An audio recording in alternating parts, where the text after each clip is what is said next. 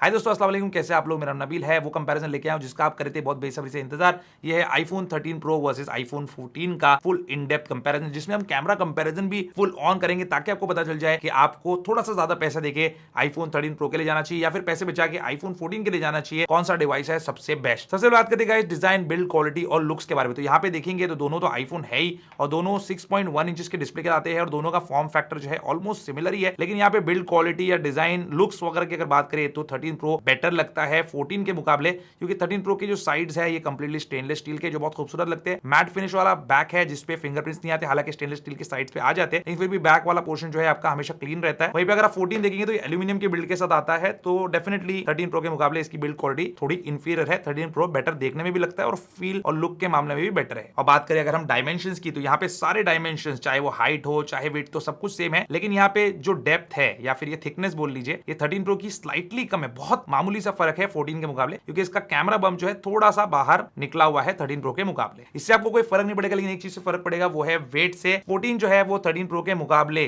30 ग्राम हल्का है। तो अगर आपको हल्के फोन कैरी करना पसंद है तो 14 के लिए जा सकते हैं, लेकिन मुझे ये थोड़ा भारी भरकम फोन अच्छा लगता है। इसमें वो प्रीमियम वाली फील आती है। 204 ग्राम के आसपास इसका वजन है। बाकी का इस दोनों में बाकी सारी चीजें सेम है। स्पीकर्स जो है बॉटम में एक, ऊपर ईयरपीस में डुअल स्पीकर का सेटअप, माइक्रोफोन्स भी उतने ही है, आईपी रेटिंग भी सेम है IP68 की। वही 6 मीटर पानी तक आप इसको जो है लेके जा सकते हैं 30 मिनट तक। तो सारी चीजें जो है बाकी आपको सिमिलर ही मिलेगी। अब यहाँ पे लेकिन मेजर डिफरेंस है वो है डिस्प्ले के अंदर। दोनों ही 6.1 इंचेस के डिस्प्ले है और दोनों ही ओलेड डिस्प्ले, दोनों की व्यूइंग एंगल सेम है, कॉन्ट्रास्ट रेशियो भी सेम है। लेकिन यहाँ पे आईफोन 14 का जो रिफ्रेश रेट है वो सिर्फ 60 हर्ट्ज का है, जबकि आईफोन 13 प्रो का जो रिफ्रेश रेट है वो 120 हर्ट्ज तक जा सकता है। ये प्रोमोशन वाला डिस्प्ले है, यानी कि अगर ऐसे ही रखा हुआ रहेगा तो 10 हर्ट्ज तक भी जा सकते हैं और मैक्सिमम 120 हर्ट्ज तक भी जा सकता है, जिससे ये एफिशिएंट डिस्प्ले और आपको यूज करने में भी मजा आएगा। और अगर बात करें पीक ब्राइटनेस की, तो उसमें भी आईफोन 13 प्रो विनर है। ये 1000 निट्स तक जा सकता है, जबकि आईफोन 14 जो है सिर्फ 800 निट्स तक। HDR कंटेंट व्यू करने के टाइम पे दोनों ही 1200 निट्स तक जा सकते हैं। तो डिस्प्ले अगर आपको बेस्ट चाहिए तो 13 प्रो के लिए जाना चाहिए। अब गाइस, इन दोनों डिवाइस के बारे में और आगे आपको बताने के पहले मैं आपको हमारे वीडियो के स्पॉन्सर के बारे में बताना चाहता हूं, जो है हनीगेन। अगर आपके पास इंटरनेट कनेक्शन ऐसा है घर पर जो कि अनलिमिटेड है या आपके फोन पे, तो आप हनीगेन से जो है जबरदस्त तरीके से फायदा उठा सकते हैं, इससे पैसे कमा सकते हैं बिना कोई एफर्ट लिए। आपको हनीगेन जो है डिस्क्रिप्शन बॉक्स में दिए हुए लिंक से अपने विंडोज पीसी, मैक ओएस वाला सिस्टम, जैसे कि आपका iMac हो गया या आपका मैकबुक हो गया या आपका एंड्रॉइड फोन, इसमें से किसी पे भी डाउनलोड कर लेना है। और एक प्रोमो कोड भी दिया है, अगर आप वो एंटर करेंगे, जो कि हमारे चैनल का प्रोमो कोड है, जो अभी आपको स्क्रीन पे नजर आ रहा है, इसको जब आप एंटर करेंगे साइन अप करते वक्त हनीगेन के ऊपर, तो आपको डायरेक्टली जो है $5 मिल जाएंगे साइन अप पे ही। हनीगेन आपने एक बार अपने सिस्टम पे डाउनलोड कर लिया, इंस्टॉल कर लिया, तो वहां से जो है वो अपना काम शुरू कर देगा। आपके इंटरनेट कनेक्शन को इस्तेमाल करेगा और गैदर करेगा इन्फॉर्मेशन वेब की। लेकिन आपकी इन्फॉर्मेशन बिल्कुल भी गैदर नहीं करेगा, सिर्फ वेब की इन्फॉर्मेशन गैदर करेगा, क्योंकि बिल्कुल भी सेफ एप्लीकेशन है हनीगेन। आपको इससे कोई भी खतरा नहीं है। जैसे आप अपना घर जो है एयरबीएनबी वगैरह को रेंट पे देते हैं, वैसे ही आप अपना इंटरनेट कनेक्शन जो है हनीगेन को दे रहे हो रेंट पे, और वो उसके बदले में आपको कुछ पैसे भी देगा। तो दोस्तों, ये मौका मिस मत कीजिए, कुछ एक्स्ट्रा कैश कमाइए अपने इंटरनेट कनेक्शन को शेयर करके हनीगेन के साथ, और हनीगेन को इंस्टॉल कर लीजिए अपने विंडोज, मैक या एंड्रॉइड फोन पे। और नीचे हमारा प्रोमो कोड इस्तेमाल करना मत भूलिए, क्योंकि वहां पे आपको $5 इनिशियल मिल जाएगा। और कुछ डॉलर जब आपके जमा हो जाते हैं हनीगेन के अंदर, तो उसको पेपैल से आप डायरेक्टली अपने बैंक अकाउंट में भी ट्रांसफर कर सकते हो। अब यहाँ पे अगला फर्क है वो है परफॉर्मेंस का। तो 13 प्रो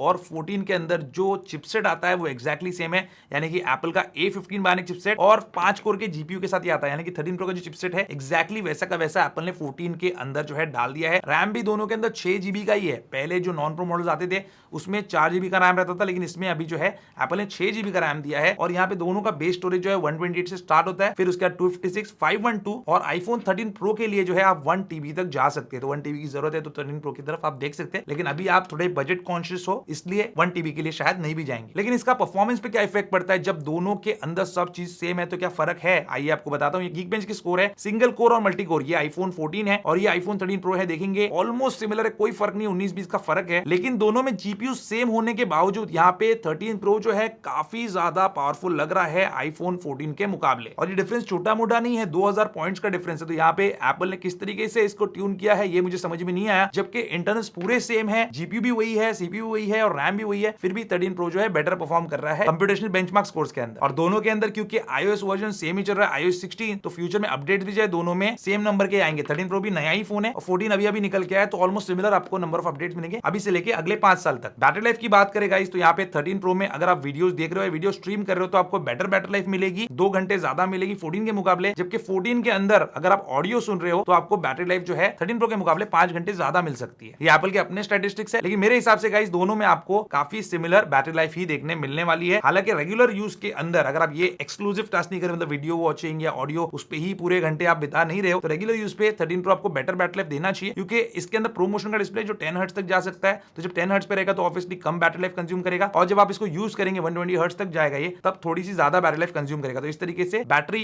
मैनेजमेंट जो है 13 प्रो पे आपको बेटर मिलेगा। और रही बात चार्जिंग की, तो चार्जिंग में कोई भी फर्क नहीं है दोनों के अंदर। दोनों जो है 20 वॉट का फास्ट चार्जर जो एप्पल का है उतना ही सपोर्ट करते हैं, उससे ज्यादा फास्ट चार्जिंग वो मिलेगी नहीं। और चार्जिंग का जो टाइम है वो भी दोनों में एक्जैक्टली सेम है। और रही बात मैक्स सेफ की टेक्नोलॉजी की, तो दोनों में है इस टाइप के मैक्स सेफ वायरलेस चार्जर्स या पावर बैंक आप इस पे लगा सकते हो 14 पे, और सेम चीज 13 प्रो पे भी आप कर सकते हो। या फिर आपके पास इस टाइप के कोई मैग्नेटिक स्टैंड्स है जिसपे अपने फोन को माउंट करना चाहते हो, या फिर इस टाइप का, वैसे इसका रिव्यू भी आने वाला है तो चैनल पे आप बने रहिए, आपको मिल जाएगा। तो ये सब भी आप जो है इस्तेमाल कर सकते हैं इन फोन्स के साथ इस तरीके से, तो कोई भी डिफरेंस नहीं है चार्जिंग में भी। अब कैमरास की बात कर लेते हैं, तो यहाँ पे 13 प्रो के पास एडवांटेज है एक एक्स्ट्रा कैमरा का और लाइडर स्कैनर का। ये एक्स्ट्रा कैमरा है, टेलीफोटो जूम लेंस कैसे काम आएगा देख लेते हैं। और 14 के अंदर जो है कुछ सॉफ्टवेयर फीचर्स एप्पल ने एक्स्ट्रा दिया है। चलिए देखते हैं कौन है असली विनर और किसके अंदर आपको better picture quality, audio, video सब कुछ देखने मिलेगा। तो गाइस ये जो आप मुझे देख रहे हो, ये दोनों फोन्स के फ्रंट फेसिंग कैमरा से 4K 30 FPS पे किसमें ज्यादा आपको बेटर कलर्स देखने को मिल रहे हैं, किसमें ज्यादा आपको बेटर क्वालिटी देखने को मिल रही है, ये सब आपको समझ में आ जाएगा। और आईफोन 14 के अंदर जो है फ्रंट फेसिंग कैमरा में दिया हुआ है ऑटो फोकस,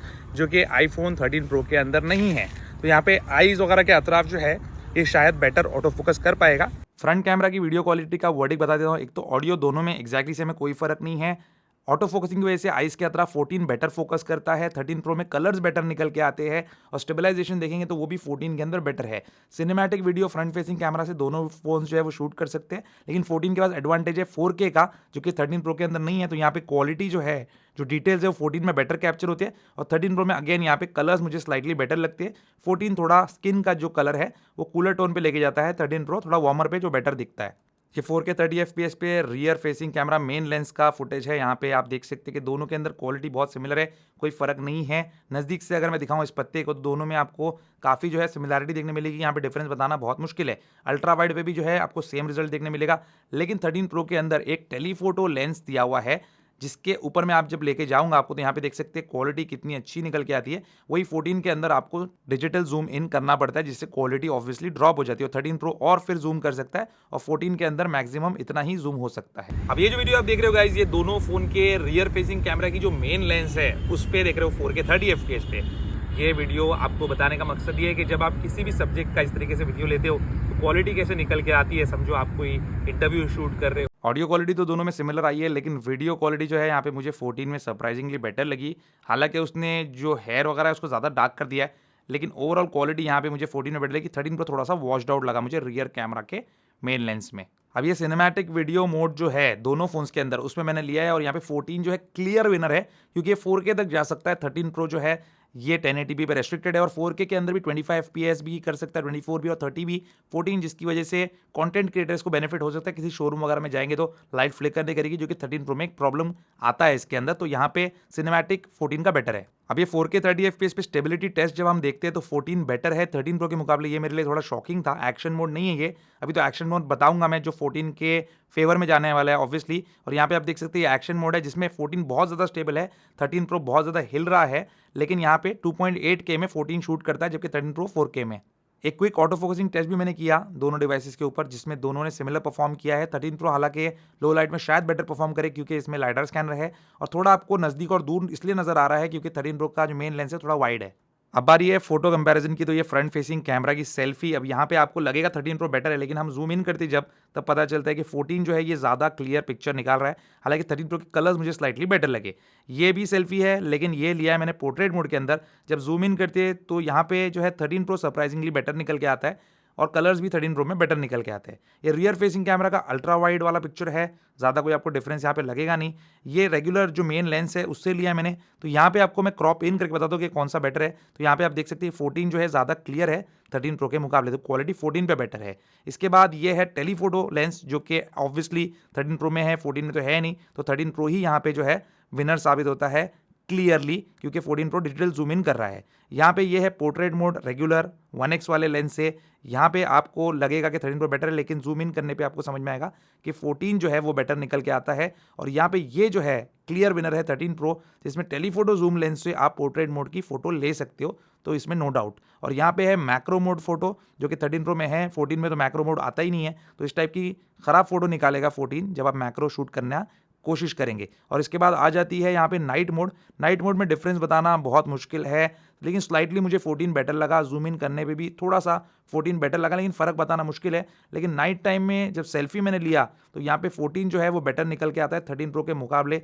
ज़्यादा क्लियर है और यहाँ पे ज़्यादा बेटर पिक्चर निकल के आती है इसमें। लेकिन रियर कैमरा से नाइट टाइम की फ़ोटो में मुझे 13 प्रो बेटर लगा 14 के मुकाबले। यहाँ पे देखिए क्रॉप इन करके बता देता हूँ, 13 pro is slightly better than 14। अब यहाँ पे कैमरा कंपैरिजन का जो रिजल्ट आया है थोड़ा सा मिक्स तो आया है, लेकिन मैं थोड़ा आईफोन 14 के फेवर में हूं। हालांकि अगर मुझे एक चूज करना होता तो मैं 13 प्रो चूज करता। क्यों? क्योंकि इसमें पोर्ट्रेट शॉट जो है ये टेलीफोटो जूम लेंस की वजह से बेटर निकल के आते हैं। लेकिन बाकी सब मामलों में मुझे आईफोन 14 थोड़ा सा बेटर लगा 13 प्रो के मुकाबले। खास तौर पर उसका जो फ्रंट फेसिंग कैमरा में ऑटो फोकस है वो आइस के अतराफ बेटर फोकस करता है। इससे पहले की वीडियोस में मैं आपको थोड़ा जूम इन क्रॉप इन करके नहीं दिखा रहा था, इसलिए शायद आपको समझ में नहीं आ रहा होगा, क्योंकि आप छोटे मोबाइल डिवाइसेस पे देखते हो। लेकिन फुल क्वालिटी में आप बड़े स्क्रीन पे देखोगे आपको डिफरेंस समझ में आएगा कि कौन बेटर है। लेकिन यहाँ पे 14 के अंदर सिर्फ दो चीजें हैं जो आईफोन 13 प्रो से ऑन पेपर बेटर है। एक तो है फोटोनिक इंजन और दूसरा है वो 4K सिनेमैटिक वीडियो मोड। जबकि आईफोन 13 प्रो के पास एक एक्स्ट्रा टेलीफोटो जूम लेंस है, लाइडर स्कैनर है, प्रोरेस वीडियो है, प्रो रॉ फोटो ले सकता है, ये ट्रू टोन फ्लैश है विद स्लो सिंक टेक्नोलॉजी, यानी कि धीरे धीरे वो फ्लैश जो है आपके चेहरे को लाइट अप करेगा जिससे अच्छी फोटो आएगी। मैक्रो मोड है और नाइट टाइम में पोर्ट्रेट फोटोज भी ये निकाल सकता है, जो कि ये नहीं कर सकता। मतलब पोर्ट्रेट फोटो तो निकालेगा लेकिन उसमें नाइट मोड का इफेक्ट अप्लाई नहीं होगा। अपना जो कैमरा कंपैरिजन था ये आपको थोड़ा आसान बनाने के लिए था अपना डिसीजन को, लेकिन मुझे लगता है आपको शायद इसने कंफ्यूज कर दिया होगा। आप बताइए आपके हिसाब से कौन विनर है दोनों में से कैमरा में। अब आखिरी बात करें गाइस प्राइसिंग के बारे में, और तो कुछ बचा नहीं है। तो आईफोन 14 जो है ये आपको 80,000 में मिल जाता है, 128 GB इसका ये MRP है। इस पे आपको कैशबैक ऑफर्स वगैरह लगा के 75 या उससे थोड़ा कम में मिल सकता है, और फ्यूचर में मे बी इस पर डिस्काउंट्स आएंगे तब उसका फायदा हो सकता है। लेकिन आज की तारीख की बात कर रहा हूं, वैसे लिंक डिस्क्रिप्शन में आपको मिल जाएगा। और 13 प्रो जो है ये ग्लोबल यूनिट्स जो बिकते हैं मार्केट में, ये seal pack with international warranty जो है अप्रोक्सीमेटली 85,000 के आ जाते हैं, यानी कि इससे 5,000 रुपए ज्यादा ही, क्योंकि इस पे ऑब्वियसली कैशबैक ऑफर आपको नहीं देखने मिलेगा। लेकिन यूज्ड अगर आप लेते हो तो शायद 75 में आ जाए, जो कि 14 का ही रेट है। और अगर आप ऑनलाइन सेल्स वगैरह में बीच में देख रहे थे तो 13 प्रो जो है ये आपको 90,000 के आसपास मिल रहा था। दोनों में बहुत ज्यादा फर्क नहीं है, शायद कभी कभी दोनों एक ही प्राइस में भी मिलने लगे। आप बताइए आपके हिसाब से कौन रहेगा असली विनर, आईफोन 13 प्रो या फिर आईफोन 14? मैं अगर आपकी जगह रहता तो शायद आईफोन 13 प्रो के लिए जाता, क्योंकि इसके अंदर जो प्रोमोशन डिस्प्ले है उसकी मुझे अब आदत हो चुकी है, मुझे काफी अच्छा लगने लगा है। और वो एक्स्ट्रा टेलीफोटो जूम लेंस भी जो है मुझे मजा आता है। और सबसे इंपॉर्टेंट चीज कि हाथ में ये फोन पकड़ने के बाद इसका इफेक्ट जो है काफी अलग आता है, काफी स्पेशल लगता है एक प्लेन आईफोन 14 के मुकाबले। उम्मीद करता हूं दोस्तों आपका आज का वीडियो पसंद आएगा। पसंद उसको लाइक एंड शेयर जरूर कीजिए, मेरे चैनल को सब्सक्राइब कीजिए। Good bye.